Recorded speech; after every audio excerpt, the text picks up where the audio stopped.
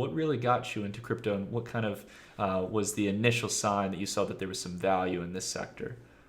Well, I've heard about Bitcoin for a while, and just really didn't know much about how to get into it or anything like that. And the pandemic does strange things to people. You get a lot of time. You're not going to events, and especially in my role, and you're scrolling through social media and reading a lot, and started seeing about Bitcoin and crypto and the immediate, almost, it seems like, drastic appreciation through the pandemic and people interested, and so it got me interested personally.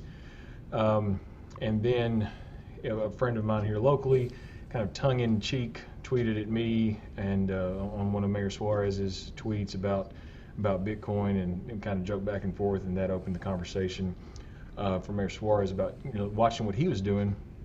And then, Jackson is in between Memphis and Nashville and West Tennessee, so we're not quite Miami.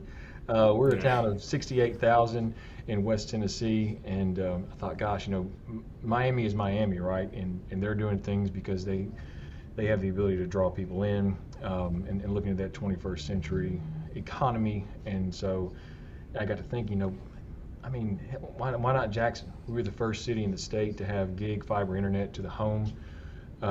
Didn't tell anyone at the time, and so, but we had it, and we do have it. We're still cutting edge when it comes to our internet service, our capability, and so why not talk about those things that go along with that 21st century economy, those new jobs, the tech world, but also looking at the way that the government has continuously printed out money over the last 2 years, 2.5 years, the depreciation of the dollar through inflation, and what that looks like. And then so I started looking at how can the city get involved.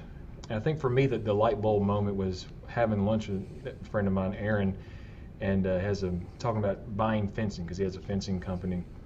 And this was early 2021. He said, if I look at the cost of lumber through dollars, US dollars, lumber's way more expensive than it was in 2020. But I look at the cost of lumber through the eyes of sats, it's actually cheaper. And so it really got me thinking, how can we position ourselves as municipalities, individuals, against that inflation hedge going forward, and how can we start preparing now for that?